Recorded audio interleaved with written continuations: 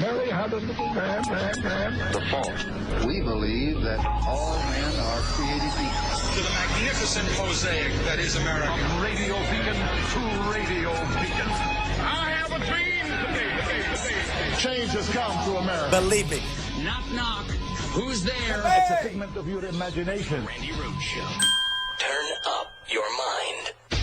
Manu Raju also has some new information, and I do as well, that Professor Ford really doesn't want to be questioned by outside counsel. We were talking about that earlier. And she would like senators to question her instead. She doesn't want it to turn into some kind of a trial where she's being questioned by an attorney like that, and that she does not want to testify in the same room as Judge Kavanaugh. She doesn't want to be in the same room with him at the same time.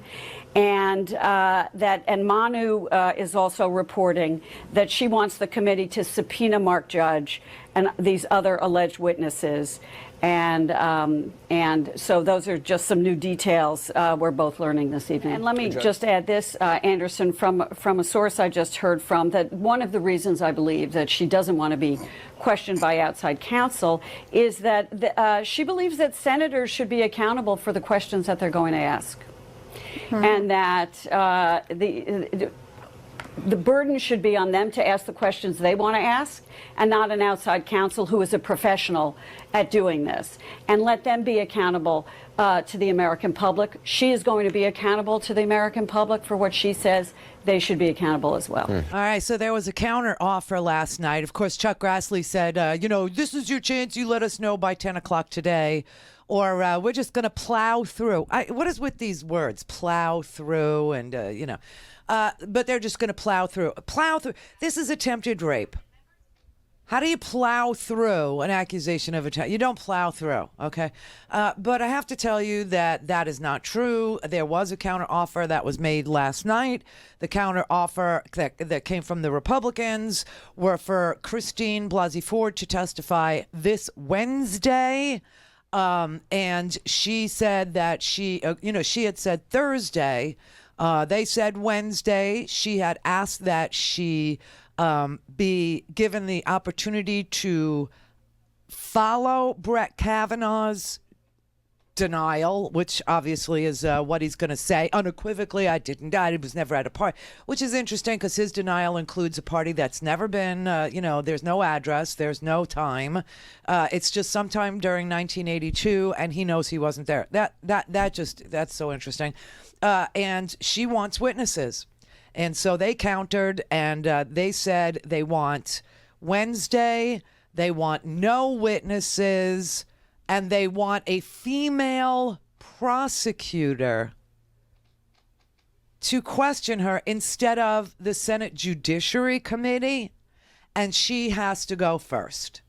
These are their terms. These are their conditions. You know why they want an outside counsel. My guess would be Victoria Tensing. This is who Trump would pick. But this is so sick. This is so wrong. This is so bizarre that you're going to have only two people when there was a witness to what she's going to swear to under oath in the room. And they won't call him. This Mark Judge dude, they're not going to call him. You know why? Have you read, some of the crap that this guy's written? Have you seen the photographs that he takes of very young girls? Have you seen, his the value he doesn't place on women? Have you seen how he says some women need to be struck like a gong regularly? I mean, that's why they don't want this guy, Mark Judge, who she puts in the room to testify. And if he says he doesn't remember, well, that's testimony too. Let him come and swear and, under oath say he doesn't remember. That's testimony. You might not like the testimony, but that's his testimony according to what he has said. So let him swear to it. She's got to swear to what happened. Why should no witnesses? This is just unbelievable. So, we don't know what's going to happen. All I could tell you is that Chuck Grassley lay down the law. Oh, 10 o'clock today. And she needed to apparently submit a biography and show them her prepared remarks ahead of the hearing. And, you know, Kavanaugh's been holed up at the White House for days. He has the full and entire cooperation of one Donald Trump. I mean, and the entire Don McGahn, who sat behind him during all this lying that he did in the confirmation hearings. And then, of course, we find out why. It's the evangelicals. It's the Ralph Reeds. It's the Jeffers. It's the Franklin Grahams of the world. In fact, last night, Mitch McConnell, the Senate Majority Leader, was at the Family Research Council's annual Values Voters Summit and promised the Values Voters Summit, quote, "In the very near future, Judge Kavanaugh will be on the United States Supreme Court. Keep the faith. Don't get rattled by all this. We're going to plow right through it." You can't plow right through attempted rape. And you know what? We all know that Republicans made a deal with the devil when they allowed Donald Trump to run this kind of a campaign full of racism, full of misogyny. You know, it is amazing that Donald Trump got to be the president of the United States with an entire generation accusing him of sexual assault, right? An entire generation of women stood up and said, yeah, you know, he put his hand up my dress at a party, or he put his hand up my dress on the airplane, or he, inspected me and I was 15 years old at the Miss Teen USA pageant. I mean, an entire generation of women stepped forward and said that this man, and we now know that he did make hush money payments to at least two women who he slept with to keep them quiet. We know his own lawyer implicated him in 2 felonies in court, said that he committed these felonies at the direction of Donald J. Trump, right? We know all this. And he gets to pick a judge, and then the judge has a sexual assault, an attempted rape charge being brought against him. And the Republicans are like, well, this is the deal we made with the devil, but they show up at the Values Voters Summit. I got to question what your values are, Values Voters Summit. You value billionaires and tax cuts over women? Are women disposable? Our sworn testimony is not needed? Is that the case with you? Because I got to tell you, all of this has brought up so much bile for 1 in 4 women in these United States. Because, as you know, that is the statistic. 1 in 4 women have been either sexually assaulted, raped. 1 in 4 women have been raped. That's the number. 1 in 4 women have been raped. Then I don't even dare to look at, what if I factor in attempted rape? What if I factor in, sexual assault? What if I factor in workplace harassment? What if I factor in, that I had to be on a board with Polaroid pictures called the See You Next Tuesday board? What if I have to factor in experiences working for a company where the president of the company walked around with a giant dildo around his neck, and made it very perfectly clear that you dare not speak out because you don't have to work here, there's no guarantee of your job. When you're an at-will employee, you better just toe the line, baby. You just better shut up about it. I don't know what those numbers would look like. I have no freaking earthly idea what those numbers would look like. But I gotta say that every single woman that's been emailing me, writing me, some have shared these, and men too have shared. It's horrible experience. You want to see something? This blew me away because I did not know this, because I'd never read this book. I really didn't. But I read his column all the time in the New York Times. Is everybody familiar with the awesome and important and thoughtful and astute Charles M. Blow, who is a columnist for the New York Times? He shared his story. This really shook me up.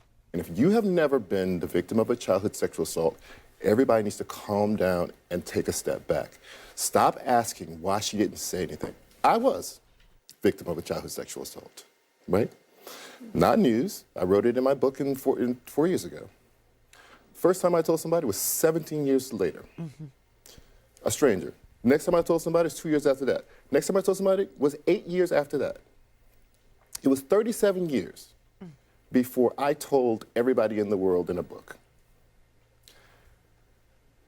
You can't, I understand how if this happened to her, she could remember everything in that room and not the day. I don't remember the day. Right. I know it was in my home, so that's the only way I know where it is. I don't remember the day. I don't remember who else was in my family must have been there because it's our home. But when we start asking these ridiculous questions about why didn't she say something, she became a professional and adult. I was at columns at the New York Times and nobody knew a thing. Didn't say a word. For us, it is a living thing that lives in our bodies, right? That you wrestle with it all the time. I can't say that I thought about it every day, but I thought about it all the time. It was a living memory. It didn't move in my brain like other memories do to the back where it starts to fade. Mm-hmm. You're thinking about it all the time, so all of that minutia, he stood there, they turned the music, all of that is alive in you. Wow, that blew me away because he's such a smart, tough guy. You would never, I don't know. It's like the day Oprah told, you know. That's how I felt watching him. It was like the day Oprah told her story, and I was, you know, like, oh my God, you know, because she was Oprah. How could that happen? You know, and it just, everybody understands. It happens all too often in this country. And unless we get serious about it and are willing to open up your hearts and minds to hear about it and not turn this into some sort of a kangaroo court where you're going to have a female prosecutor instead of the Senate Judiciary Committee members who will be voting, question. I mean, they have a right to question her. They also have a right to, ask anything they want. And then they have the right to, we have the right to see how they voted. Why are you going to hire a female prosecutor? Because they're all white, old, stinking men, like Orrin Hatch, like Charles Grassley, who insisted in 1991 that an FBI background check be done on Anita Hill, but not for this woman because this woman is credible and they know it because she put a witness in the room. And they don't want that witness called under any circumstance. In fact, they would be very happy if she didn't show up. And then they would say, we gave her chance and she, chickened out because she was lying. You know that's coming, right? There is another bombshell story, another blockbuster story that just broke in the New York Times today, but I got to tell you what I saw last night on the Twitter, and then this morning I woke up and, Trump's stint, his 72 hours of posing as a somewhat civilized, thoughtful man has ended.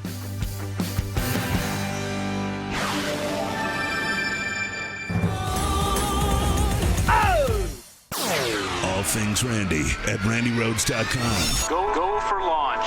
Speaking truth to power, the Randi Rhodes Show. Frankly, Sean, to see what's going on is just very, very sad. You say, why didn't somebody call the FBI 36 years ago? I mean, you could also say, when did this all happen? What's going on? To take a man like this and besmirch. Now, with that being said, let her have her say, and let's see how it all works out. But I don't think you can delay it any longer. They've delayed it a week already. Oh, a week. And you've been very accommodating. I have been accommodating. I say, let her say what she has to say, and let's see how it all comes out. But they've delayed it a week, and they have to get on with it. Yeah, well, that didn't last long. I guess all he needed was like one audience with Sean Hannity to release the demons because he's out of control again. He kept the lid on his worst impulses, for a good, 72 hours? His head must have been ready to explode. He needed a rally last night. That's how bad he was feeling, right? So he went to Las Vegas and forget about he was behaving almost rationally. And it seemed like the impossible could happen. And then last night, the Cleveland Browns won and the universe suddenly had enough impossible things in it. And so, you can't live in a world where the Cleveland Browns win and Donald Trump is even a little bit under control. Can't have that. It strays too far from what is theoretically possible in the universe. So all he needed was to be in the presence of Sean Hannity for a few minutes last night, and all the endorphins, name that movie, all the endorphins, or whatever, they festered overnight, and the president woke up tweeting. And the tweets were vicious, they were snarky, they were stupid, they were absurd, all at the same time. It was vintage Trump, in case you missed it. Vintage. Didn't you think somebody must have stole his iPhone? He was just so civilized for just a little bit. And, he tweeted, Judge Brett Kavanaugh is a fine man with an impeccable reputation who is under assault by radical left-wing politicians who don't want to know the answers. They just want to destroy and delay. Facts don't matter. I go through this with them every single day in D.C. I have no doubt that if the attack on Dr. Ford was as bad as she says, charges would have been immediately filed with local law enforcement authorities, which is in caps for some reason. I don't know. Does he think it's the name of an agency? I don't know why he does this, but he says law enforcement authorities would have been alerted by either her or her loving parents. Which is a very bizarre thing to say, but it's just, it's bringing out his inner mobster, I guess, like a nice family, be ashamed if something happened to them, or they didn't love you, or I'm threatening your family members, and he said, quote, I ask that she bring those filings forward so that we can learn date, time, and place. Okay, message to teenage girls, advice from our president. If you're sexually assaulted, make sure you fill out all the requisite paperwork in case your attacker is later nominated for the Supreme Court. And then he tweeted some more. The radical left-wing lawyers want the FBI to get involved now, in all caps. Why didn't someone call the FBI 36 years ago? For a guy who's in charge of the FBI, he just doesn't seem to know what they do. First, he says that she should have gone to local law enforcement, and now he's saying it's a federal crime. He doesn't know what they do. And for a guy who commits multiple sexual assaults, he has no understanding of how women react to them all these many years later. And then he tweeted again. Judge Brett Kavanaugh is a fine man with an impeccable reputation. Yes, by Trump standards, he's a fine man with an impeccable reputation because he only has one allegation of attempted rape so far. So according to Trump, this boy is a Boy Scout. Radical left-wing politicians who don't want to know the answers. They just want to destroy and delay. Facts don't matter. Facts don't matter. Oh my God, this is coming from Donald J. Trump. Facts don't matter. This is unbelievable. From Donald J. Trump. He is either the world's greatest internet troll or the world's greatest self-deluder. And it's probably a combi of both. Do you know what I mean? I go through this with them every day in D.C. What is the deal? The Democrats just can't seem to wrap their brains around the crap that you make up? Is that your complaint?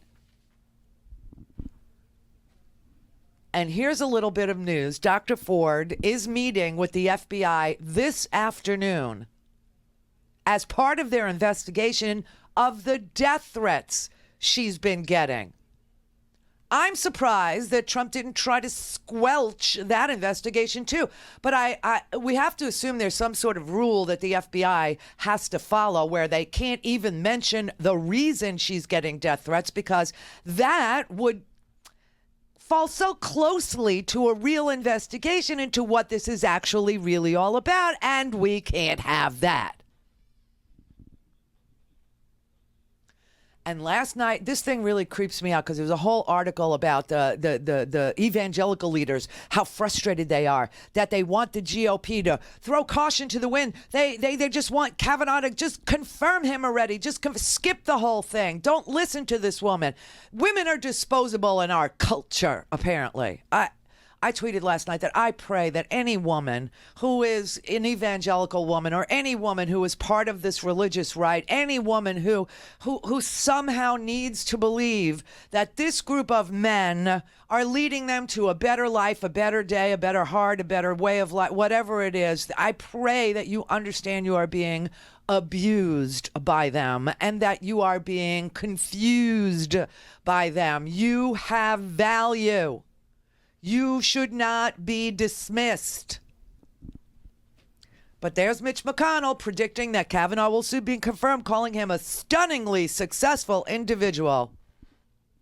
And yet, Mitch, and yet Majority Leader McConnell, he will always be thought of as an unsuccessful rapist. That's your man. That's who you're advocating for. That's who you're putting on the Supreme Court. Plow right through it. Do our job. Plow right through it. Sounds like attempted rape to me of the American people. Some values voters. All right. So we're going to have to wait. At least we know that there might be a hearing next Wednesday. As far as we know right now, no witnesses because they don't want her to show up. They want to treat this like some sort of a trial where she's on trial as usual. This is the way that they've always dealt with women who came forward, always, which is why you didn't come forward 37 years ago. Anita Hill, she went through it too. How brave was she? How incredibly brave was she? All alone, not even a lawyer next to her. I mean, this was just such... And so welcome to 1991, everybody. Welcome back to 1991. Can I have my cute ass back? It was so adorable back then. You could bounce a quarter off of it. Judge Kozinski would have grabbed it. That's another thing. The amount of lies that Kavanaugh has told.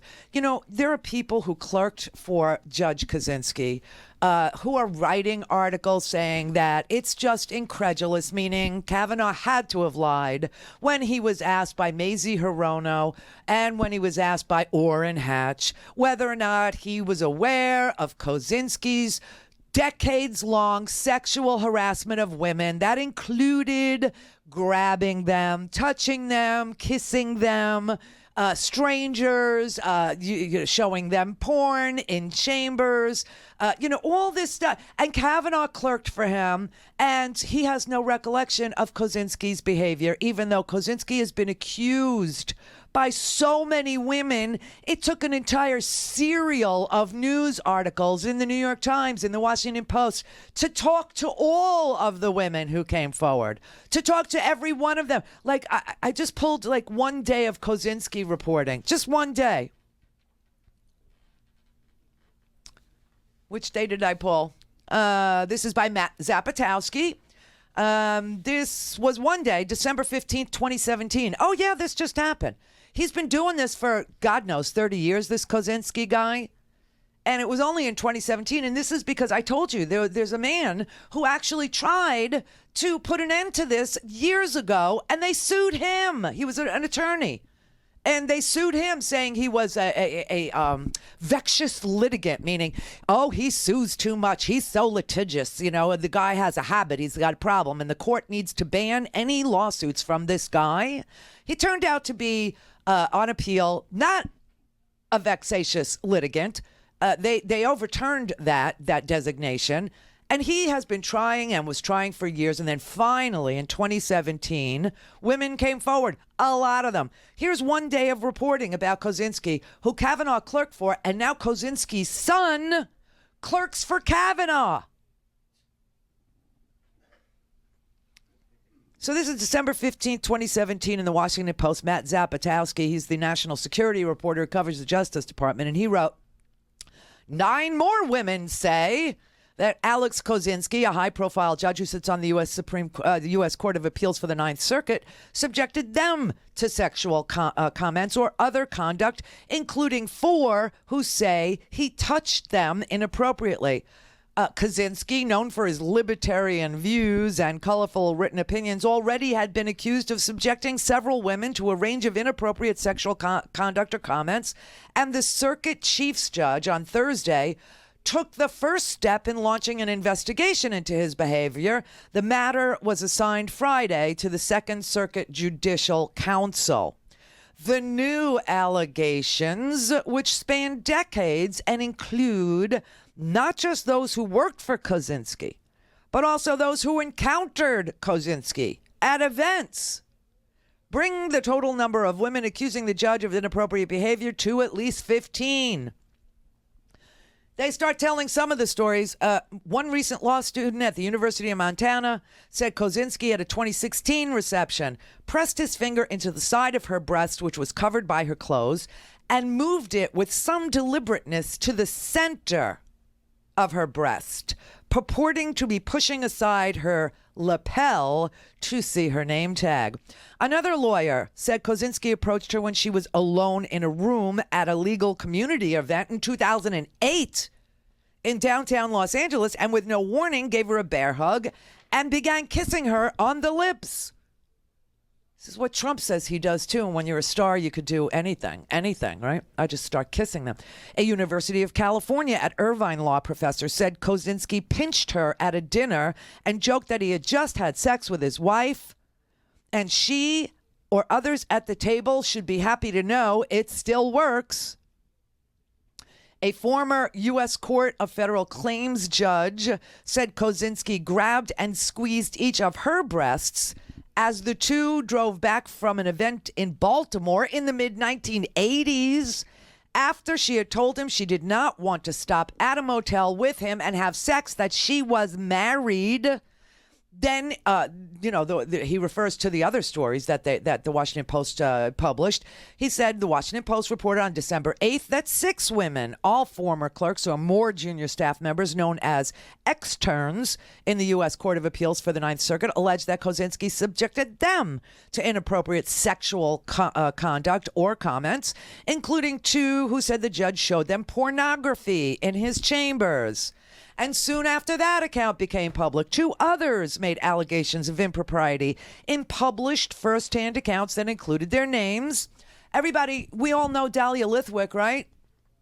Dahlia Lithwick, who clerked for another judge in the Ninth Circuit in the mid-90s, wrote in Slate about how Kozinski, upon learning that she was in a hotel room, had asked her, "What are you wearing?"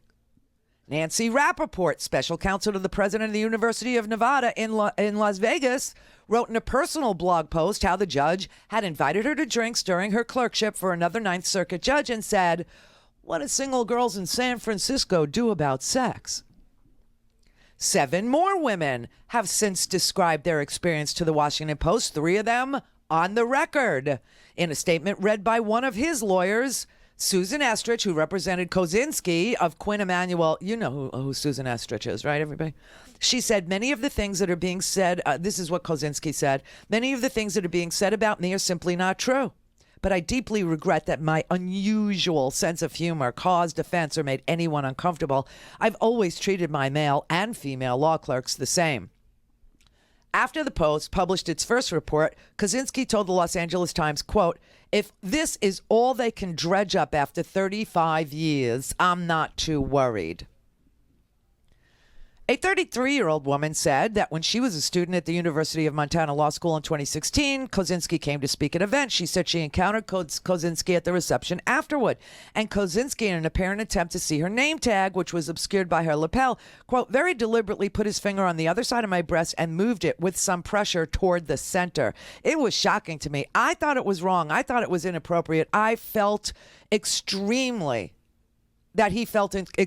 entitled.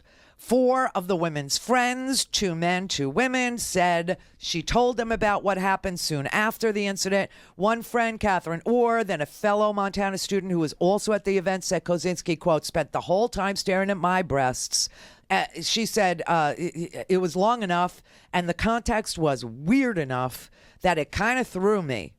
I don't think I misinterpreted this. Leah Littman, 33, a law professor at the University of California, said she similarly encountered Kozinski when they appeared together on a panel at her school in July to discuss Supreme Court issues. Littman said that at the dinner at an Italian restaurant, Canaletto, the night before the panel, Kozinski talked of just having sex and pinched her side and her leg just above the knee with his thumb and middle finger, and also tried to feed her with his utensil.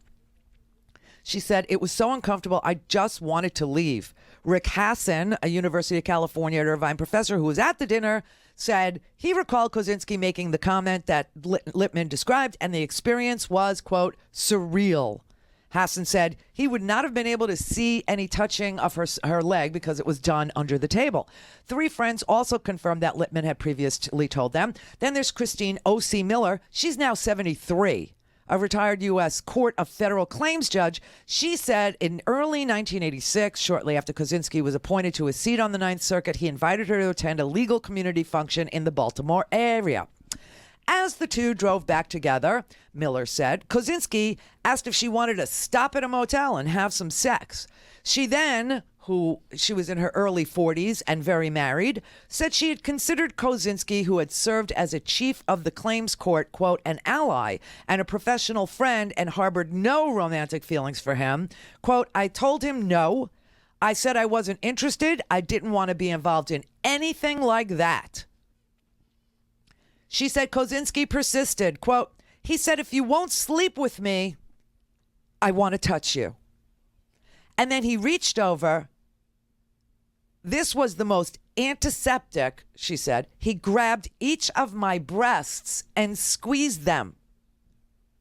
She said she stared straight ahead. And soon he dropped her off at her house. That's the 80s for you, okay? You got to stare straight ahead because this is your boss.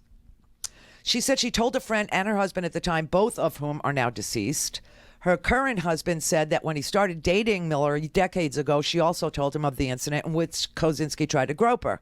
It goes on, okay? And then you have this. This is very important because this is written by Heidi Bond, also in Slate, where Dahlia Lithwick works. And Heidi Bond was a clerk for Kozinski, and she's writing about watching Kavanaugh testify that he had no idea about Kozinski's demeanor, behavior, his emails, his inappropriate contact with women. That Kavanaugh, she said, is this the same Kozinski that I clerked for? Is Kavanaugh, did he work for the same guy? Because it would be impossible. Meaning Kavanaugh lied under oath. She said, I received some of Kozinski's infamous gag list emails. I am baffled by Kavanaugh's responses to questions about them. She said, when I came forward in December about my experience in Judge Alex Kozinski's chambers, I said that when he showed me pictures of naked people without my co-clerks present, I felt isolated. Had they been there, it would have felt like I was being treated as one of the guys. But Kozinski was not known for being terribly appropriate, and I could handle that. Inappropriateness directed solely at me alone felt very different than chamber-wide jokes. So I'm left wondering whether Kavanaugh and I clerked for the same man. Kozinski's sexual comments to both men and women were legendary. Those chambers-wide jokes that I alluded to have now become an issue in Supreme Court nominee Brett Kavanaugh's confirmation hearings. Kavanaugh clerked for Kozinski in the early 90s and has maintained a close personal relationship with the judge. When Kavanaugh was nominated to the U.S. Court of Appeals for the District of Columbia Circuit in 2006, it was Kozinski who introduced him to the Senate. For years, Kozinski maintained an email list known as the Easy Rider Gag List, to which he would send sexually explicit and otherwise raunchy jokes, the existence of which was first publicized in 2008. See, this is that other guy, Sinai, Mr. Sinai. In his hearings, Kavanaugh was asked by Senators Orrin Hatch and Mazie Hirono if he was aware of the email list and if he had received emails from Kozinski with sexually explicit content. In response to these questions, Kavanaugh said he couldn't recall anything like that. And in written response for the record, the question, quote, has Judge Kozinski ever made comments about sexual matters to you, either in jest or otherwise? Kavanaugh responded, quote, I do not remember any such comments. This last response leaves me wondering whether Kavanaugh and I clerked for the same man. Kozinski's sexual comments to both men and women were legendary. When I first arrived in chambers, the outgoing clerk suggested that we should watch The Aristocrats, a documentary about a notorious dirty joke, to prepare ourselves for the upcoming year. Kozinski's email list had hundreds of participants, and some of the jokes he shared were incredibly off-color. Kozinski has repeatedly said in interviews that he learned to write from reading Playboy. He told that to NPR in 2004. One of the multiple public venues where he mentioned this. And in his statement announcing his retirement, which he released after 15 women had come forward with allegations of sexual misconduct against him, he said, quote, "I have a broad sense of humor and a candid way of speaking to both male and female law clerks alike."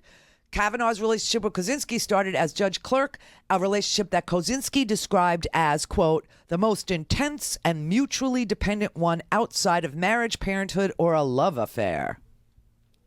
In that same article, which Kavanaugh has approvingly referenced Kozinski, he states that, quote, "judge and law clerk are tethered by an invisible cord for the rest of their mutual careers." Over the years, the invisible cord has been short for Kozinski and Kavanaugh. They have sat on panels together, co-authored books together. Hatch asked Kavanaugh questions about how frequently the two men spoke, and Kavanaugh's answer was not often. And he went on to note that Kozinski worked in Pasadena and Kavanaugh works in D.C. Yet they traveled to panels together, and Kozinski's son clerks for Kavanaugh right now today. She says, having clerked in his chambers, I do not know how it would be possible to forget something as pervasive as Kozinski's famously sexual sense of humor or his gag list, as Kavanaugh professed in his hearings. Kozinski regularly regaled his clerks with jokes from the gag list, and many list members were former clerks.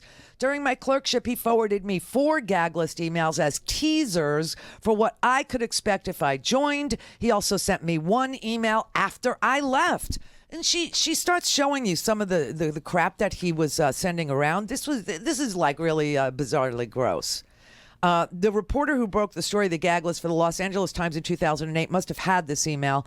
As it is described in relatively mild terms, I don't think the story conveys exactly how repugnant this email is, and she puts a link to it so you can read it. The premise of the email is that a man is writing to his wife. His wife's name is Tina, and she's recently left him. And he writes to Tina to tell her how much he misses her. And it starts like this. I know the counselor said we shouldn't contact each other during our cooling off period, but I couldn't wait anymore. The day you left, I swore I'd never talk to you again. All right. And then it goes on to describe this. A very explicit sexual encounter the man has had with another woman. She was young, Tina, maybe 19, with one of those perfect bodies that only youth and maybe a childhood spent ice skating can give you. I mean, just a perfect body. The T word rhymes with spits, you wouldn't believe, and an ass like a tortoise shell. Every man's dream, right? But as I sat on the couch being blown by this co-ed, I thought, look at the stuff we've made important in our lives. It's also surface. What does a perfect body mean? Does it make her better in bed? Well, in this case, yes. Okay, and then part of the joke is that he doesn't remember the name of his wife, who he supposedly can't forget. And then he says, later, after I tossed her... this is really gross. I just want to warn you. This is like super, super gross. Later, after I tossed her about a quart of throat yogurt... Yeah. My staff just went, what the fuck? I never did either. I never heard that. Anybody? I don't know. My guys they're young, okay? They're like, what the fuck?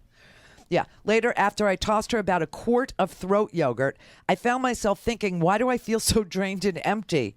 It wasn't just her flawless technique or her slutty, shameless hunger, but something else. Some niggling feeling of loss. Why did I feel so incomplete?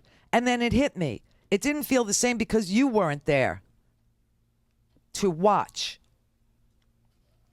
Do you know what I mean? Nothing feels the same without you, baby. And it ends this way.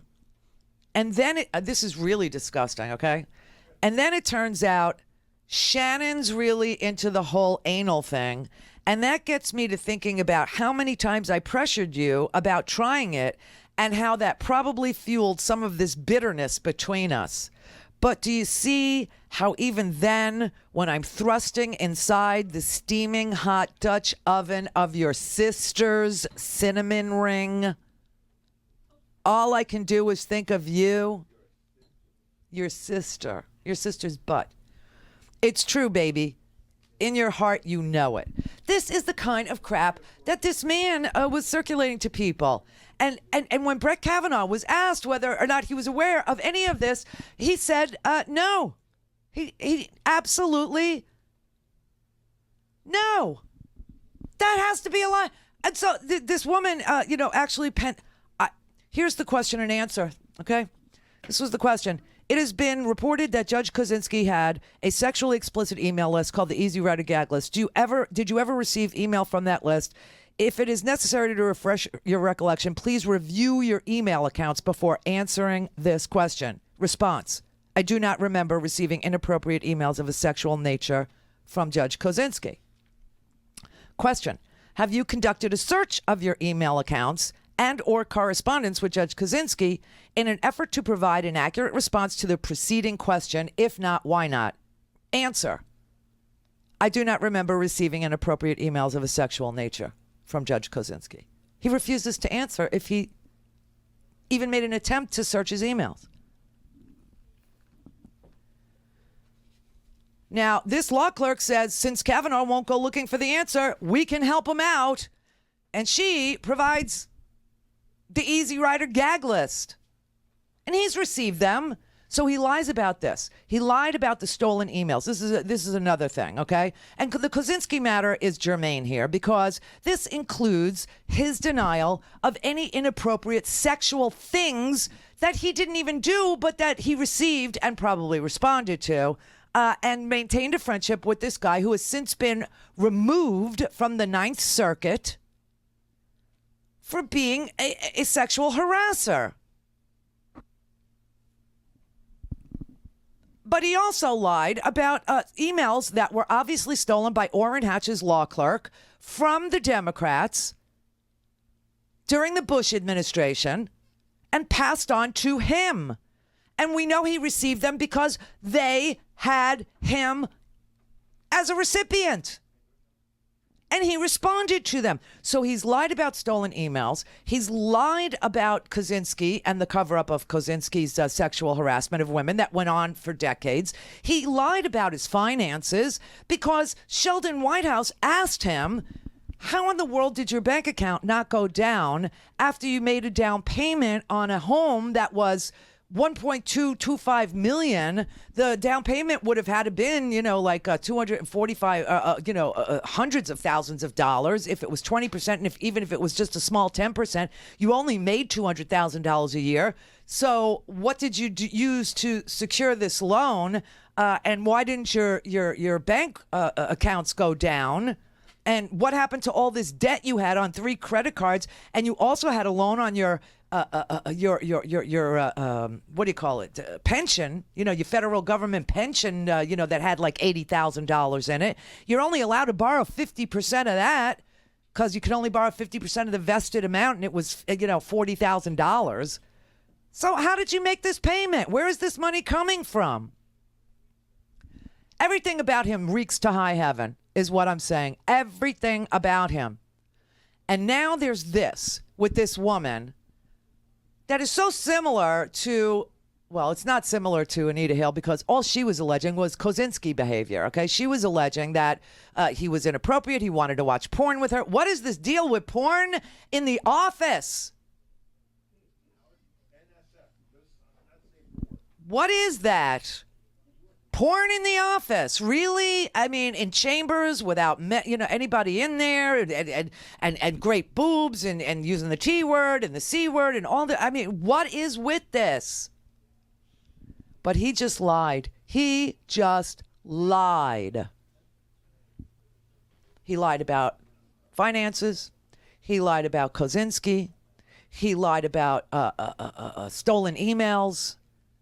He lied about so much in this hearing, and yet you've got Mitch McConnell swearing to the values voters. I would think that bearing false witness is one of the big 10 that you can't do, right? I would say that that's right up there. with no adultery, I would say it's up there, with and then whatever, the mixing of the government and the Supreme Court nominee with the religion, whatever happened, and I'm just talking to your values voters, you made a deal with the devil, you did.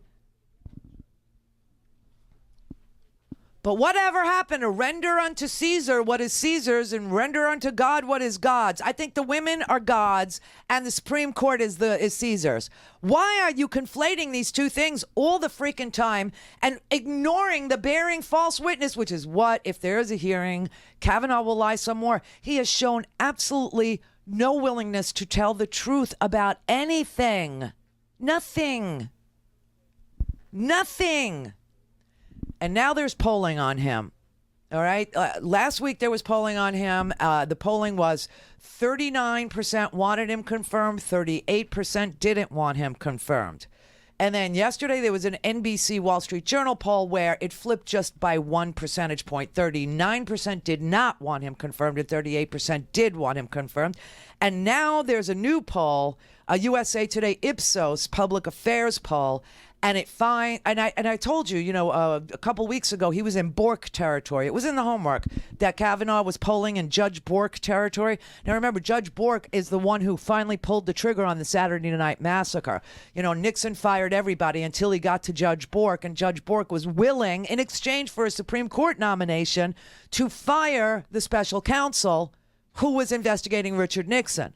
And in exchange, Bork was nominated for a Supreme Court seat, and he was so unpopular that they finally withdrew him. So 2 weeks ago, before we knew any of this, he was polling in Bork territory because people understood he was lying at that hearing. People are not stupid. So now, with the sexual allegations factored into the poll, 40% don't want him confirmed. 40% say do not confirm him. 31% say confirm him, and I told you we'll always have that 1/3 of this country. But here is the first time that a plurality of Americans have opposed a Supreme Court nominee since polling on the issue began. However, only 11% of us think he won't be confirmed. How sad is that? How frustrating is that? How depressing is that? How wrong is that? And there's a gender gap, of course. Women, by double digits, believe Ford's accuser, 35 to 21. Men, 37 to 28, believe Kavanaugh. So it's still not, an overwhelming, majority of people, people, who are for him. Only 37% are for him. Women oppose him by 20 points, 43% to 23%. Men support him by 4 points, 40% to 36%. It was a survey of 1,008 adults. And yet only 11% think he's not going to get confirmed. If this man gets on the court, we should do a twofer. We really should do a twofer. Because we now know that Clarence Thomas is guilty too, after all these years. That woman, Lillian McEwen, oh my God, I keep finding articles where she's tried to talk to the press. She's talking about threesomes. She's talking about how often he bathed and he's into manscaping. Ew! This is totally TMI. That man has sat on the Supreme Court for 27 years and decided a presidential election. This cannot happen. So maybe if we voted blue, like seriously blue, Senate 2, we could get a twofer. We could get rid of Clarence and we can get rid of Kavanaugh. Should he get confirmed next week for lying under oath? They both did it.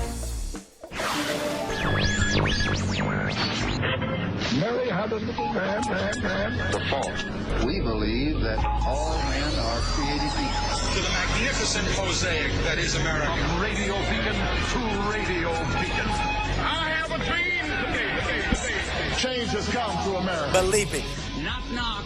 Who's there? It's a figment of your imagination. Randi Rhodes Show. Turn up your mind. Some breaking news. This is from the New York Times. The headline of this piece: Rosenstein suggested he would secretly record Trump and discussed 25th Amendment. One of the authors of that story, Michael Schmidt, is on the phone with us right now. Michael, according to the first paragraph of your reporting, and it's a multi-page report, you say this: the Deputy Attorney General, Rod J. Rosenstein, suggested last year that he secretly recorded President Trump in the White House to expose the chaos consuming the administration, and he discussed recruiting cabinet members to invoke the 25th Amendment to remove Mr. Trump from office for being unfit. Rod Rosenstein has pushed back vehemently on this report. So has the DOJ.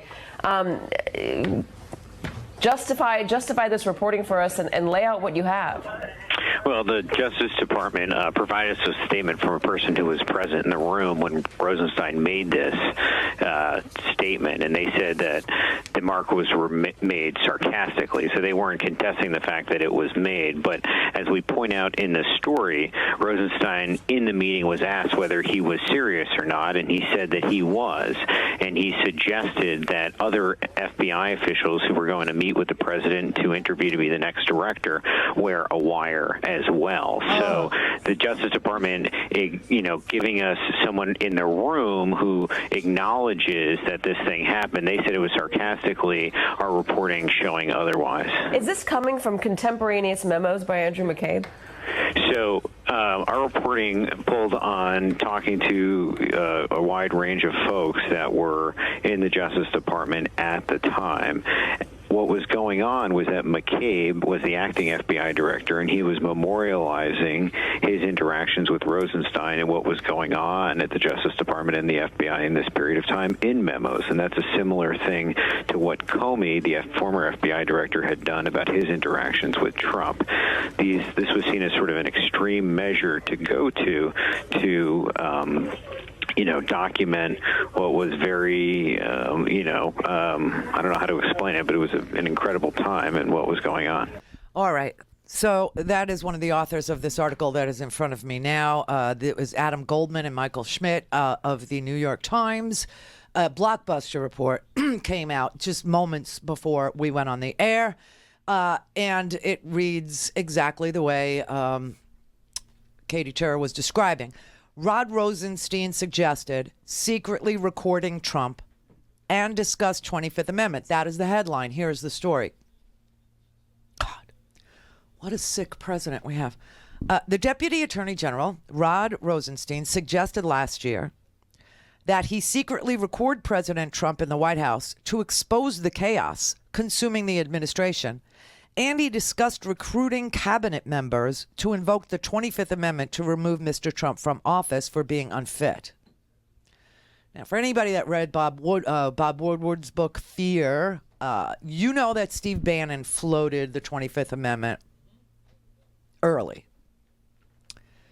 So now you have Rod Rosenstein, who writes a memo at Trump's request to say that he disagreed with the way that James Comey handled the announcements about Hillary Clinton's email investigation, the closing of it, and then the letter to Congress saying to Congress, we got a new computer, Anthony Weiner's, and there are emails on that computer that might be germane to our investigation of Hillary Clinton's emails, and so we're going to reopen the investigation. Of course, within seconds, that leaks to the press, and we all find out that Hillary Clinton has the email investigation reopened 11 days before the election. So a lot of people, I mean, everybody disagreed with the leaking of that memo and with, the announcement that was made by Republicans. She's still under, and Fox News and all this, what about her, and lock her up and all that was going on. So Rod Rosenstein back then wrote a memo saying that he didn't think that James Comey handled this well. Donald Trump goes on Lester Holt and tells Lester Holt that he was going to fire Comey anyway, regardless of Rosenstein's memo, because of the Russia thing. Jay Sekulow this week went on CNN and told Chris Cuomo that the Lester Holt tape has been doctored. Trump did not say what he obviously said. It's been doctored. Lester Holt and the people at the news organization there at NBC News have provided the transcripts. It is real. Nothing was doctored. The period where he says, I was going to fire Comey anyway, regardless because of that Russia thing, that was not edited. Okay. Just so you have the lay of the land about the 25th Amendment and Rosenstein and Comey and all that, right? All right. Mr. Rosenstein made these suggestions in the spring of 2017 when Trump's firing of James B. Comey as FBI director plunged the White House into turmoil. Over the ensuing days, the president divulged classified intelligence to Russians in the Oval Office, and revelations emerged that Mr. Trump had asked Mr. Comey to pledge loyalty and end the investigation into a senior aide. Well, we know that's Michael Flynn. Mr. Rosenstein was just 2 weeks into his job. He had begun overseeing the Russia investigation and played a key role in the dismissal of Mr. Comey by writing a memo critical of his handling of the Hillary Clinton email investigation. But Mr. Rosenstein was caught off guard when Mr. Trump cited the memo in the firing. And he began telling people that he feared he had been used. Mr. Rosenstein made the remarks about secretly recording Mr. Trump and about the 25th Amendment in meetings, plural, and conversations, plural, with other Justice Department and FBI officials. Several people described the episodes, plural, insisting on anonymity to discuss internal deliberations. The people were briefed either on the events themselves or on memos written by FBI officials, including Andrew McCabe, then the acting director of the FBI, that documented Mr. Rosenstein's actions and comments. Oh, my God. Maybe now we know why they were top of mind last night while the president was in Las Vegas. And what they're saying is that even the intelligence community and the FBI didn't want to give the intel to the Obama administration because there were conflicts and they would weaponize it against you. That's our new information. Well, I'm not surprised to hear it. If you look at what's been going on over the last couple of years, and I'm not just talking about from the time I won the presidency, this took place when I was winning in the primaries. I mean, you look at what's going on, I'm not surprised to hear anything. Before the election, after the election, even the media leak strategy. Lisa Page had testified that for 9 months they had no evidence at all whatsoever. But it seems to be coming to an end. Well, it has to come to an end. It's so bad for our country. I call it the witch hunt. It is so bad for our country. And when you see Strzok and Page and McCabe with his lies, they gets fired for lying. You see all of the things, and Comey for lying and leaking.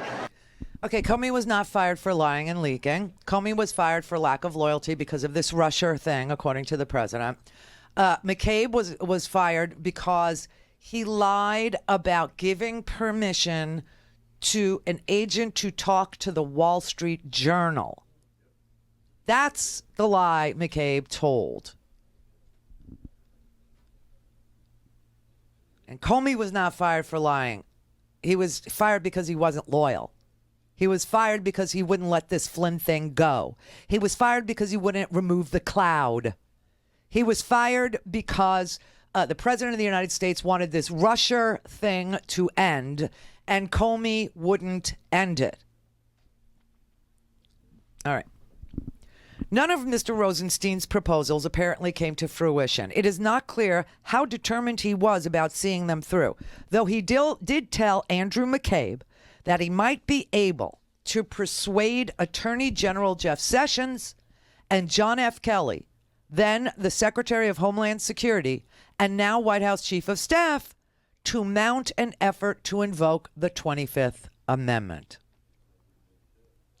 The extreme suggestions show Mr. Rosenstein's state of mind in the disorienting days that followed Mr. Comey's dismissal.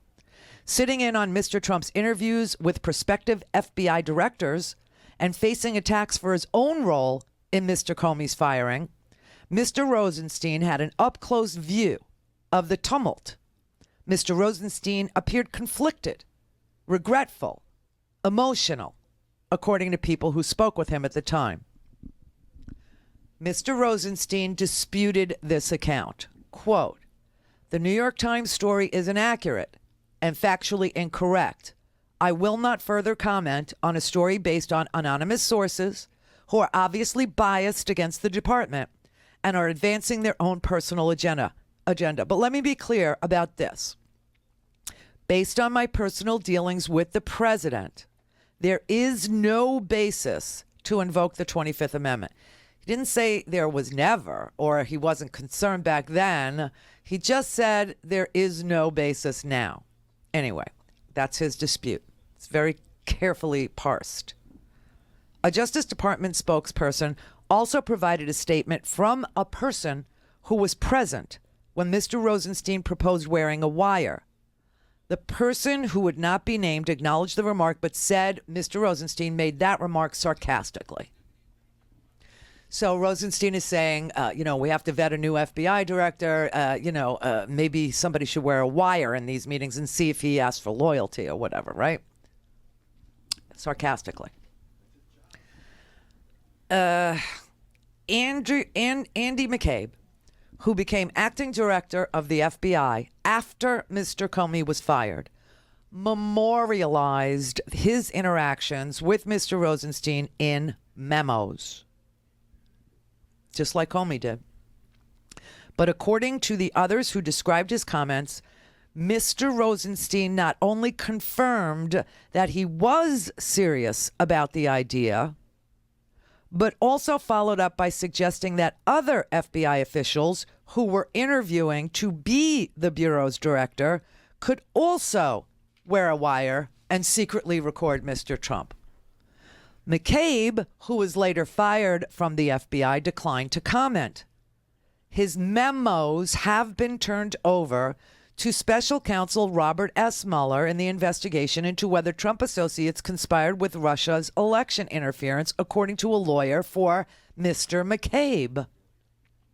Quote, "A set of those memos remained at the FBI at the time of his departure in late January 2018, the lawyer Michael Bromwich said of his client. Quote, "He has no knowledge of how any member of the media obtained his memos." The revelations about Mr. Rosenstein come as Mr. Trump has unleashed another round of attacks in recent days on federal law enforcement, saying in an interview with the newspaper, The Hill, that he hopes his assaults on the FBI turn out to be, quote, "one of my crowning achievements," and that he only wished that he had terminated Mr. Comey sooner. Quote, "If I did one mistake with Comey, I should have fired him before I got here. And I should have fired him the day I won the primaries." Okay, he doesn't understand what the FBI does, obviously. He doesn't understand the law. He doesn't understand the Constitution. He thinks he had the authority to fire the FBI director when he won the primaries. Okay. He said, "I should have fired him right after the convention. I should have said I don't want that guy," or at least fired him the first day on the job.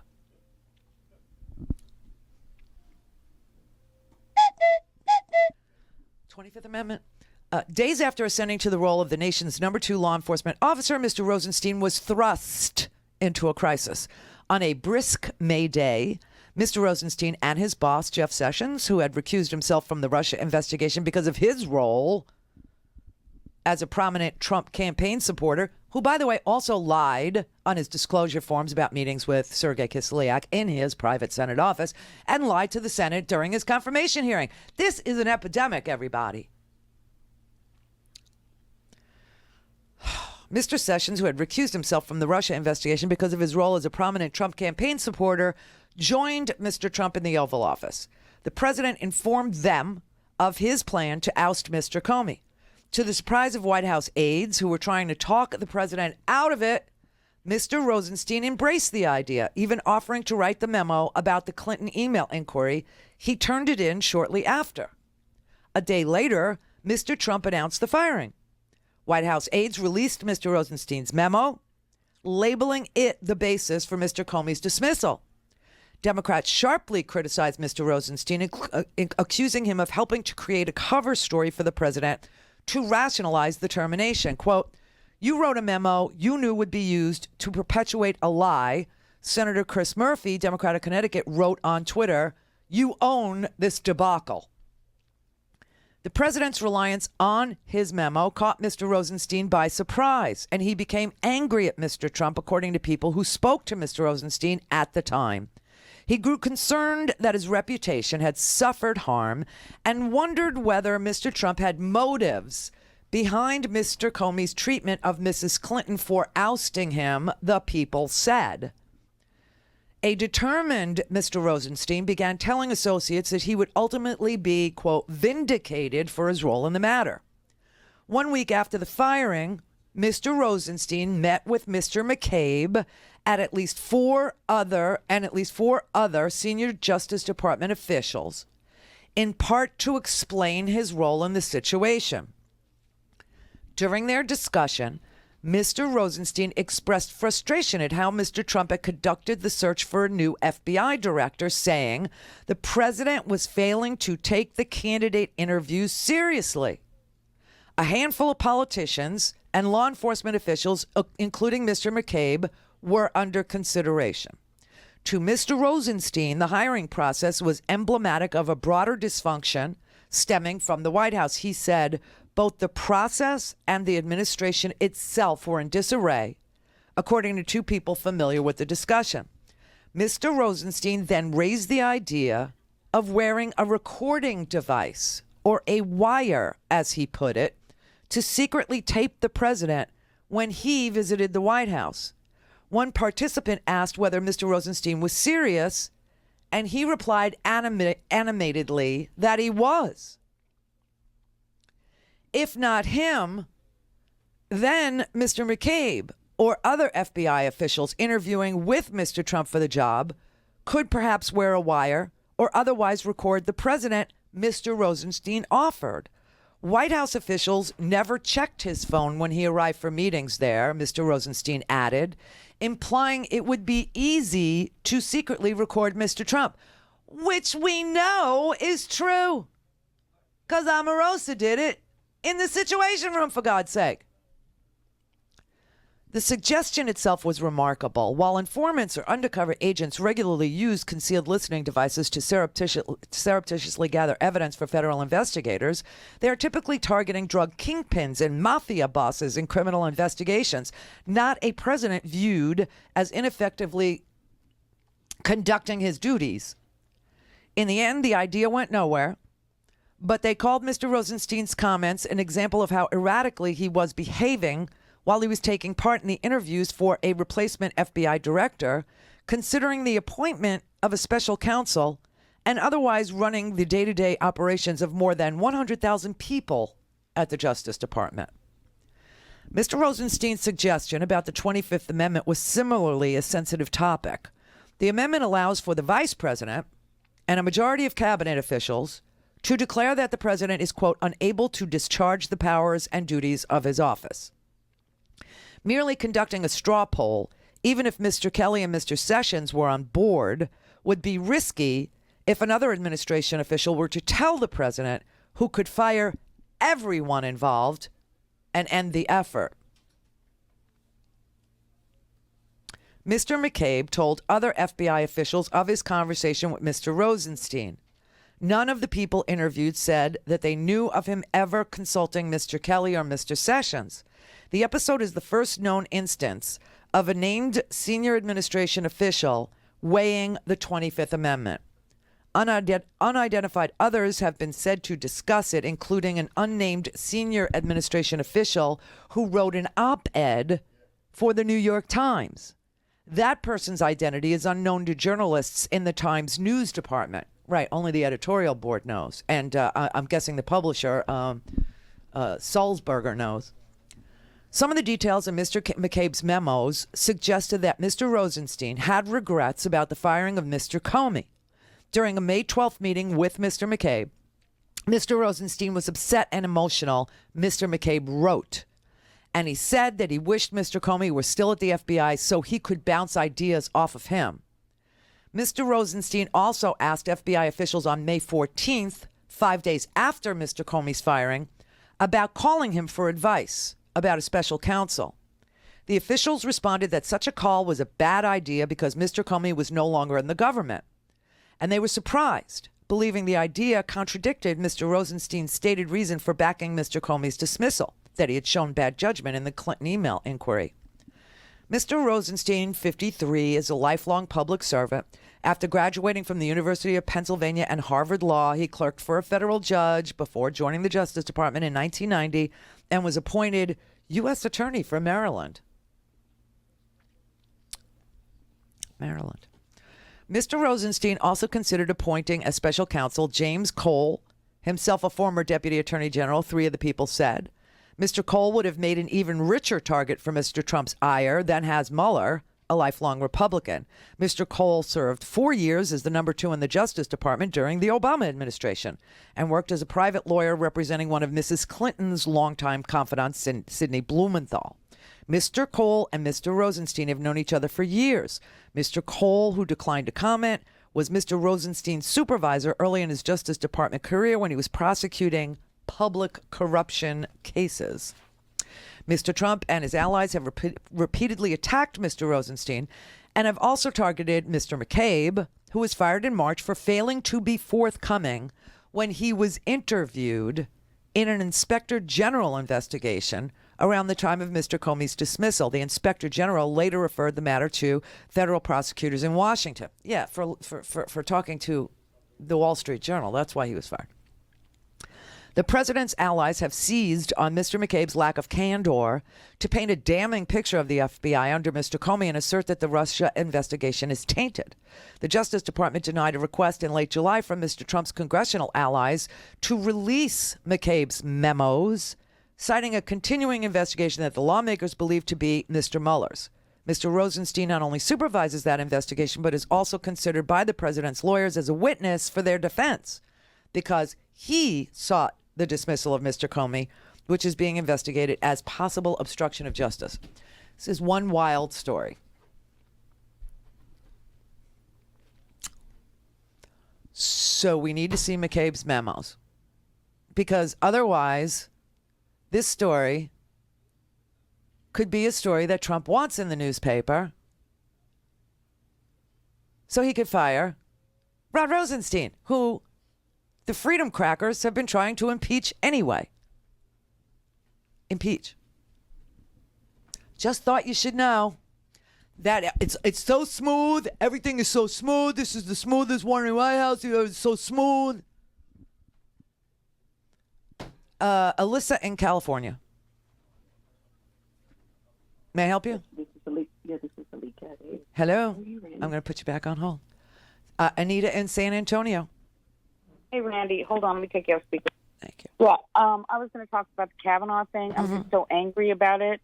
And I've got to say, it's all the same story. Because remember, the reason why Kavanaugh was selected isn't because he's truthful or forthright or honest or he's brilliant or any. It's because of his views on unitary executive power that the president of the United States cannot be questioned. This is president of the United States can't be indicted. Right. That's why they chose him. Yes. No, I know. Okay. But the whole Kavanaugh thing has me so angry because I know these Republicans know that he's lying. Yeah. They just don't care. Right. They don't care because they don't care about men abusing women. You know, he also is the one who with Rob Porter, wasn't he the one who suggested Rob Porter for the White House? Kavanaugh? Yeah. I don't know. I thought because him and that's what I've heard. It was Rob Porter. He didn't seem to know anything about what was going on, this background with Rob Porter. Just like he didn't seem to, be aware of anything that was happening with that. And I have a different conclusion. Right.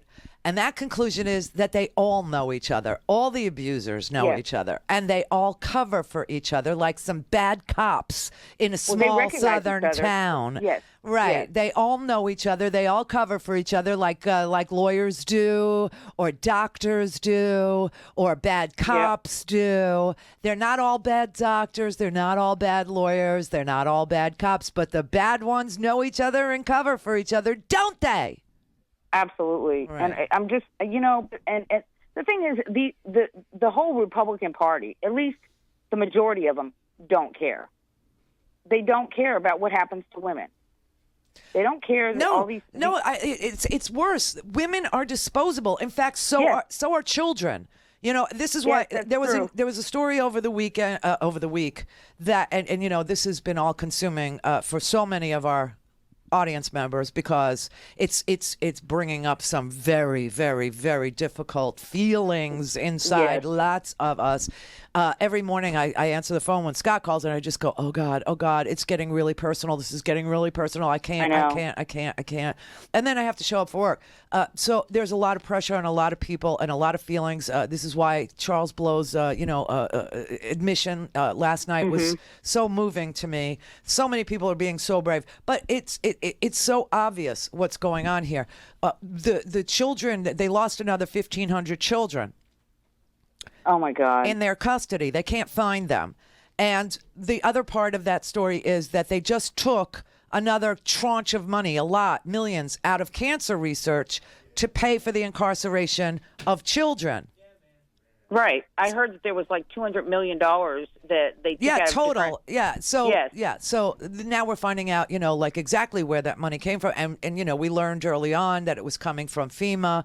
And now we know some of it came from cancer research at the National Institutes of Health. And the Coast Guard. It came from the Coast Guard. That's right. Yep. That's right. And so we could have plenty of jails for these children. And if you don't understand what the Supreme Court is going to decide when it comes to civil liberties, when it comes to whether or not immigrants who used to come and show up to foster these kids, and they're not showing up anymore because ICE has gone after non-criminal immigrants. 41 people were arrested who were coming forward to foster children, and they had no criminal record. And so now these kids are languishing, and they're losing them. They can't keep track of, because they're incompetent. Yeah. They're incompetent, and there's so many of them because and they don't care. Because they used to come out of incarceration and be fostered. So this loop is repeating where, the people who would foster can't come forward. And so the number of children is increasing. And he's having to steal money from FEMA during hurricanes, from the Coast Guard during hurricanes, from cancer research, and all these places because they're losing these children. Well, there's all kinds of repercussions with this whole thing with ICE and the way they've been, all the people that they're just basically just rounding up, because you have these people that are afraid to come forward with maybe their witnesses, or they're afraid to report crime. So in certain neighborhoods, because they're afraid that, of ICE showing up. I mean, these people are afraid. I know. I live in San Antonio. They are afraid. I know. They were afraid during the hurricane, during Florence, they were afraid. I know. This really disturbed me because, I live in Florida and we're very, very used to hurricanes here, and they're horrible. They're absolutely horrible. And the loss of electricity, and that means a lot of things to a lot of people, who are like insulin people or people who need dialysis. I mean, it means a lot. And the seniors, we lost so many seniors in the nursing homes. I know. Because they had no air conditioning, and they didn't have a generator, which they're required under law to have, and they lied. And there were naked old ladies in the hallway. I saw that. Oh, their breasts are, really in water. They were just sitting there in those nursing homes. I saw that. It's just horrifying. But anyway, that being said, you have people who are here who are without documents that typically they wouldn't go to the shelter. I know. There are kids that are not going to school here. And kids aren't showing up for school, and people aren't getting sheltered, and we had like 24 people die in Florence. Yeah. So no, I know. Yeah, I know, but it's all kind of the same thing, like you said. It is. It's all the same. This is what comes from policies like his. Okay, this is what it looks like. There's a reason. There's a reason why Democrats and the Gang of Eight and McCain joined with, Kennedy and others, and they created immigration reform that Boner, when he was Speaker, wouldn't even introduce to the floor. They were being lobbied by the private prison industry not to do it because this would be a new revenue stream for them. Yeah, that's I'm telling true. you, Well, now, this is what happens when billionaires are controlling policy. Now, if you put a Supreme Court together that not only fines for billionaires all the time and says that people with grievances can't even address the court, they have to go to arbitration, they're not even allowed access to the court anymore. Or if you have a Supreme Court like Alito says what you did when you were 17 could cause you to lose your liberty for the rest of your life. Your life. Right, because they try them as adults, they put them in adult detention. But for some reason, Kavanaugh is just some poor, dumb 17-year-old. Oh, yeah, well, white. Yeah, a rich white elitist. They don't. And let me tell you or something. I remember being 17, and I remember the guys, and I remember some of them would cop a feel, but the ones that actually make you fearful for your life to the point where you have to flee. You remember them, and they are not the ordinary guy. They're not the guy that you go to the prom with. They're not the guy that you bring home to mom. They're not the guy who you party with. They're the real strange dudes in your school. Yeah, and you know what? If this guy had changed, why isn't he? He's still lying. People who change, they are remorseful. Right. They admit. If he had said, look, I drank a lot in high school. I did a lot of things that I'm not proud of now. Yes. But, I'm a father. I have daughters. Yes. I understand that what effect this can have on women, and I am deeply sorry. I don't remember this happened or not. But, no, she's not treated even like a victim by any of these men. I'm so angry about the whole thing. I hear you. That is the most disgusting part. And this is why it matters. Why does it matter what he did when he was 17 and drunk? It matters because he won't cop to it, which means he hasn't grown, which means you're putting a 17-year-old snot-nosed kid on the Supreme Court just like Clarence Thomas is. If he would apologize and say, it was stupid, I was drunk, whatever, everybody would say, oh! This is the Randi Rhodes Show. To speak with Randi, dial 561-270-3844. That's 561-270-3844. This is the other reporter who wrote this article about the 25th Amendment and wearing a wire, Rod Rosenstein. This is the other reporter from the New York Times saying that this is accurate reporting. You report that when Rosenstein talks about wearing a wire, that one person describes him saying it sarcastically, but that others thought that he meant it. Is it clear to you ultimately how he meant it when he made the remarks about when he talked about wearing a wire? Yeah, my understanding of what happened is that this wasn't a flippant remark, and he was in fact very serious, and the circumstances in which it was described to me are different now than what's being put out, I guess, by the government.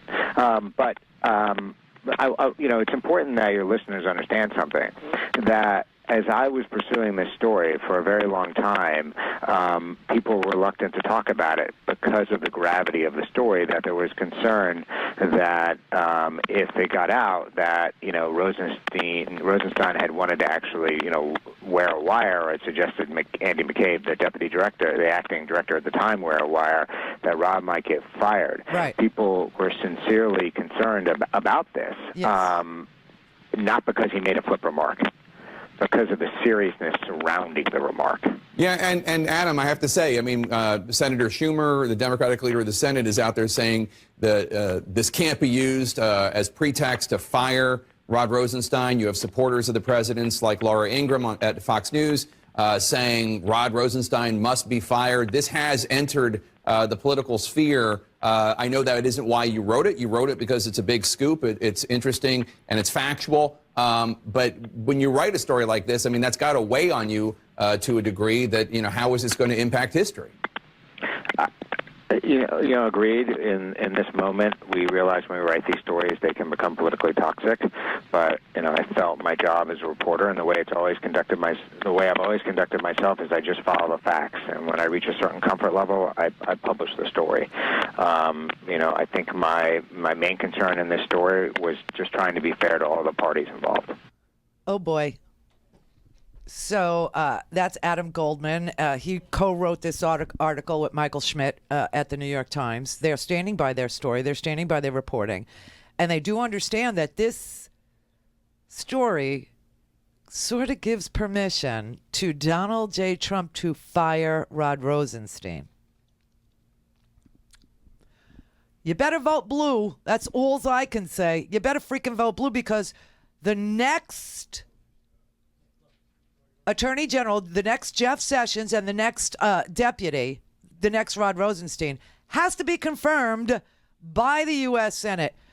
You really need, and by the way, for Nevada, got to say, Dean Heller just disgusts me. That's why the president was in Las Vegas last night. He was there stumping for Dean Heller, who he hates, who he despises, but he knows his life depends on keeping the Senate or he will be removed. So he went out there and did this little dog and pony show for Dean Heller, who, by the way, told the press yesterday that this Dr. Ford, she's just a hiccup. Oh, I hope you choke on that hiccup. I hope you choke on it, Dean. I mean, these people, they swallow their integrity. They swallow their decency and their pride just to keep their stupid office in Washington, D.C. Oh, that was so disgusting. It was a hiccup, he said. Judges, look at our judges. What's going on?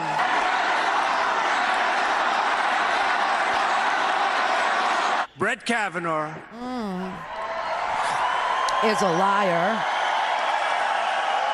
and will cover my ass. And I'm not saying anything about anybody else, but I want to tell you that Brett Kavanaugh is one of the finest human beings you will ever have the privilege of knowing or meeting. A great intellect, a great gentleman, an impeccable reputation. So we'll let it play out, and I think everything's going to be just fine. That's so sickening. It's just so horrible. This is so horrible. How does a man who has been implicated in court under oath in 2 felonies get to pick a judge? How is that possible in our system of government? How is it possible that you now find out that the Deputy Attorney General of the United States, the Attorney General had to recuse himself from the Russia investigation because he met with Russians and lied to the Senate during his confirmation hearing about it, and also lied on his disclosure forms about meeting with Russians.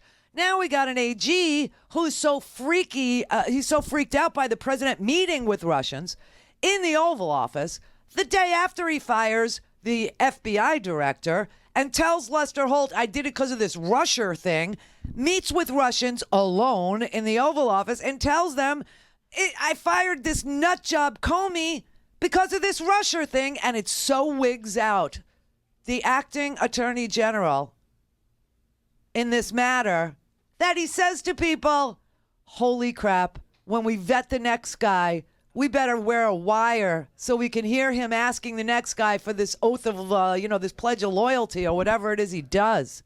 Because this man is giving intelligence, sensitive intelligence, to our enemies in the Oval Office. Jesus.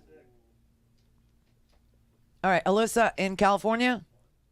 Hi, this is Randi, Alicia Davis. Hi. First-time caller. Oh, wow. Hi. Yes. How are you? Uh-huh. Yes, I wanted to find out if you can explain this to your listeners. I was wondering, now that Clarence Thomas's, all his exes have come out, or whoever, all the women involved, is there any way that Anita Hill can be vindicated? And how is Clarence Thomas sitting with all this information? How are all the other Supreme Court justices sitting with all this information, knowing, because I watched the Anita Hill trial years and years ago, and I was glued to the television and everything like that, and I knew she was telling the truth. Yeah. So now that all this is coming out, what can be done? I know the Supreme Court Justice there for life. You can impeach him. I mean, that's one method. And, of course, the Supreme Court could actually take it up and expunge him like they got rid of Kozinski, talk him into resigning, talk him into early retirement. Talk him into a lot of things. Listen, this guy's been conflicted since. Obviously, Anita Hill was telling the truth. Obviously, there were other witnesses that were not called. And we're seeing a repeat of this 1991 hearing probably next week. So, like I said, if I'm going to have to live in 1991 again, I want my cute ass back because it was adorable back then. It was it was like a tortoiseshell. It was adorable. But honestly, nothing's changed. She wasn't allowed to bring witnesses. And neither is Dr. Ford. And we're going to do what? We're going to have two, at least sexual harassers or two people who cover for really heinous behavior by lying about it on the Supreme Court. You realize what this does? I mean, here we are doubting our own. This is the conversation we're having now about the FBI and about McCabe and Strzok and Page and all this. Do we doubt the veracity of our institutions? We know that the Republicans are dishonest people and that they're posing themselves as being religious and the religious right and evangelicals' best friends, but they're really making deals with the devil to get billionaires their tax cuts and get their donors paid and all this stuff, and children and women be damned, right? So we don't have any faith in our Congress. It has the lowest approval ratings of any part of government. It's Congress and the Senate. Now we don't trust the president. And the last part of government that we were all congratulating ourselves that seemed to still be working was the judiciary, and he's tainting that now too with this pick, so that we have no faith in the law either. This is a complete and utter destruction of America. I know, and what do you think will happen with Clarence Thomas? Do you think they will revisit that? No. Do you think no one won't revisit that? No, at all? He'll die as a Supreme Court justice. Oh, the only thing that gives me any, I can't even say joy, but that makes me smile a little bit out of the corner of my mouth when I'm discussing a attempted rape by a Supreme Court nominee is that now Clarence Thomas's name is being revisited, and it makes him uncomfortable, and good for him. And good for him and Ginny, because two people I can't think of that deserve it more than him and his wife, the Tea Party maven, Ginny Thomas, who had the balls to call Anita Hill and demand an apology from her in 2010. I remember that. That was disgusting. And, she knows her husband. She knows that her husband has done these things. Maybe one day she'll come out after it's all over and tell the truth, but we don't know. We just don't hold your breath. Don't hold your breath. But, she is one of those Kool-Aid drinking Tea Party freedom crackers. It's what she is. I mean, it's who she is, that she would even call Anita Hill, knowing that, and that's what prompted Lillian McEwen to come forward. That's what prompted a whole lot of the women to come forward. Angela Wright and the others that were supposed to be witnesses for Anita Hill. They finally came forward after Ginny calls Anita and demands an apology. They're like, whoa, wait a minute. This is really a bridge too far. Right. And my God. And that's when they came out and said, no, Anita Hill told the truth. And here's how I know. I knew Clarence Thomas. I was involved in threesomes with Clarence Thomas. Clarence Thomas liked manscaping. Clarence Thomas loved to lay in the bathtub. Clarence Thomas loved porn. The guy who owned Graffitis, which was the porn store near his house, said he came in all the time. He rented so much freaking porn. And he loved, porn with guys with giant penises. That was his thing. Giant penises and large, humongous breasts. Oh, my God. Right. Well, yeah, that's his thing. Do you think that Kavanaugh's going to be, what do you think is going to happen on Wednesday or Thursday? You know what? If I were her, I wouldn't show up. I've said that a million times. A lot of women are very angry at me with that, but I know it. I know how she feels. I know exactly how she feels. I called Nancy Pelosi's office. I called Nancy Pelosi's office, and I said I implored that, she does show up, because I was saying. Well, Nancy Pelosi has nothing to do with this at all. Right. Okay, but I was trying to have a voice to say something, and I was just saying that I think that we should not give them what they want. They don't want her to show up. I know, and that's why I think she's determined to show up. But what they're going to do to her is so upsetting to me. I can't even tell you. It's just so upsetting to me. Personally, as a human, as a girl, as a woman, as somebody who lived through the 80s. That's all I'm going to say. I know exactly how she feels. I know exactly how she feels. Yeah, we all know. Oh, yeah. I mean, too many We're of all us. Me Too. We are all Me Too. And one in two women are Me Too. I just want to say, as we leave for the weekend, I just want to give the men a little something, the right-wing men, a little something to think about. Here's a little niblet. Here's a little kernel of truth, okay? Even when you do report it, it's still your fault. Yeah. So I just want them to know that is the official position of the U.S. government. If you would report it, it's still your fault in those days, okay? So I understand. Whatever. I mean, this just... So I think she shows up. I think she will. I think she's completely, tough and brave, and I think she's determined. It's just a feeling I have, but I know what they're going to do to her. And I know what he's going to do. He's going to lie because he is not a mature adult. He cannot say that he was a 17-year-old boozy kid who was a violent kid, who hung around with violent kids, who did these things to women, many women, over the years, and some of them haven't stopped doing it, like his friend that was in the room. There is no way that anybody puts another person in the room if it didn't happen. No one does that. Exactly. Okay. No one does that. No one does that. Yeah. So she's telling the truth right then and there. Now, she's going to show up, and God help us if the GOP doesn't question her themselves and they hire some prosecutor to put this woman on trial all over again. They're punking up. Yeah. Alyssa, I literally want to vomit right now. I mean, I literally want to throw up when I think about that. I just literally feel sick to my stomach.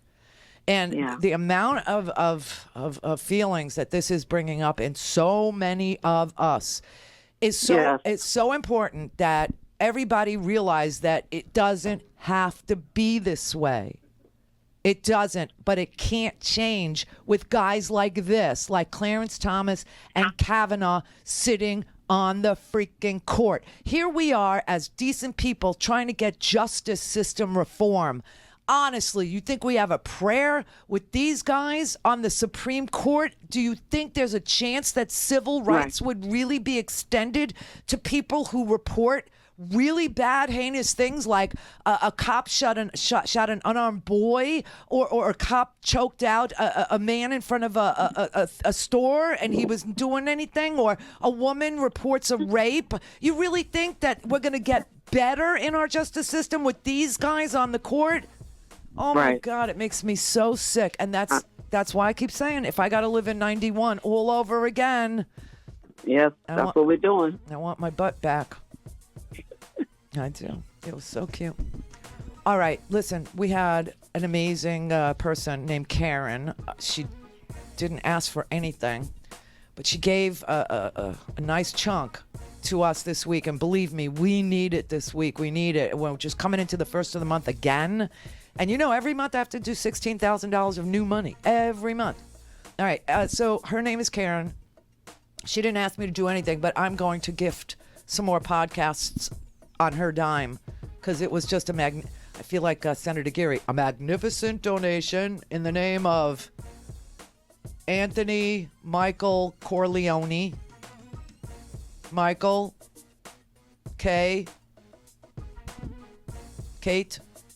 stand up and be recognized. Yeah, she gave me a magnificent contribution. So in the name of this wonderful woman, Karen, 5 podcasts right now to the first 5 callers at 561-270-3844. First 5 callers right now, 561-270-3844. Get some rest. Next week is going to be a doozy. A doozy. Wednesday is supposedly the day that they've penciled in.